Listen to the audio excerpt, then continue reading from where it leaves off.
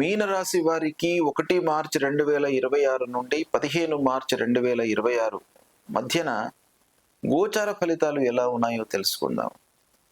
ఈ పక్షంలో ముఖ్యంగా మీనరాశి వారికి ద్వాదశ స్థానంలో రవి, బుధుడు, రాహువు, అంటే ఈ 3 గ్రహాలు కూడాను ద్వాదశ స్థానంలో సంచరిస్తున్నాయి.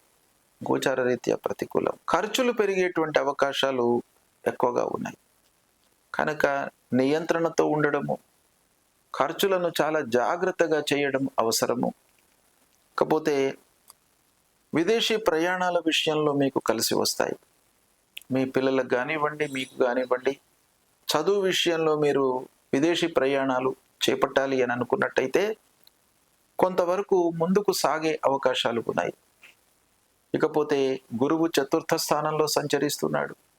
అర్ధాష్టమ స్థానం గోచార రీత్యా ప్రతికూలం కనుక ప్రతికూలమైనటువంటి ఫలితాలు ఒక పక్కన ఉంటూనే శుభగ్రహము 4వ స్థానంలో, అంటే గృహ సంబంధించినటువంటి స్థానం, సౌఖ్యానికి సంబంధించినటువంటి స్థానంలో ఒక శుభగ్రహ సంచరించడం మూలకంగా కొంతవరకు మీకు గురువుకు సంబంధించినటువంటి ఫలితాలు మిశ్రమంగా ఉండే అవకాశాలు ఉంటాయి.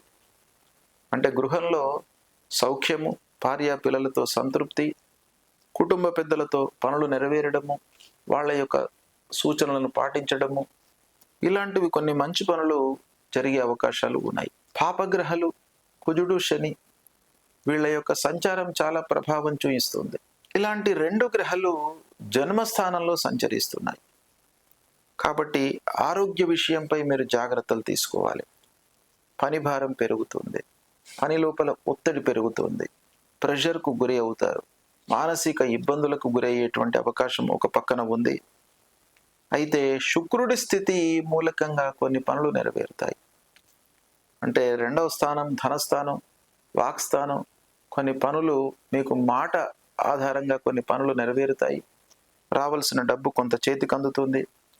కుటుంబంలో కొంత సంతోషం కనబడుతుంది. ఇకపోతే ఉద్యోగంలో మార్పులు కనబడుతున్నాయి. పెట్టుబడులను మట్టుకు జాగ్రత్తగా చేయాలి. ఖర్చులను, రుణాలను నియంత్రణలో ఉంచుకోవాలి.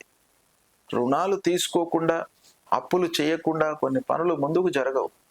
అయినప్పటికీ వాటిని బాగా ఆలోచించి నిర్ణయాలు తీసుకోవడం అవసరము. ఇకపోతే పిల్లల విషయంలో మంచి ఫలితాలు కనబడుతున్నాయి. ఈ పక్షం లోపల విద్యార్థులకు అనుకూలంగా ఉంది. కోర్టు వ్యవహారాలలో కొంత ఆలస్యమైనప్పటికీ అనుకూల ఫలితాలు ఉన్నాయి. మిత్రుల సహాయ సహకారాలు అందుతాయి. ఈ రాశిలో జన్మించినటువంటి మహిళలకు మిశ్రమ ఫలితాలు కనబడుతున్నాయి.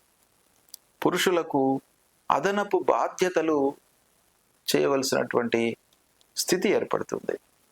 అంటే మీకు ఎడిషనల్గా బాధ్యతలు ఇవ్వడం జరుగుతుంది ఆఫీసులో. వాహన మూలకంగా కొంత జాగ్రత్త అవసరము. ప్రయాణాలు ఫ్రీక్వెంట్గా చేయవలసినటువంటి స్థితి ఏర్పడుతుంది. శత్రువులపై కొంత జాగ్రత్తతో ఉండాలి. ఇక మానసికంగా కొంత ఆందోళనకు గురయ్యే అవకాశం ఉంది.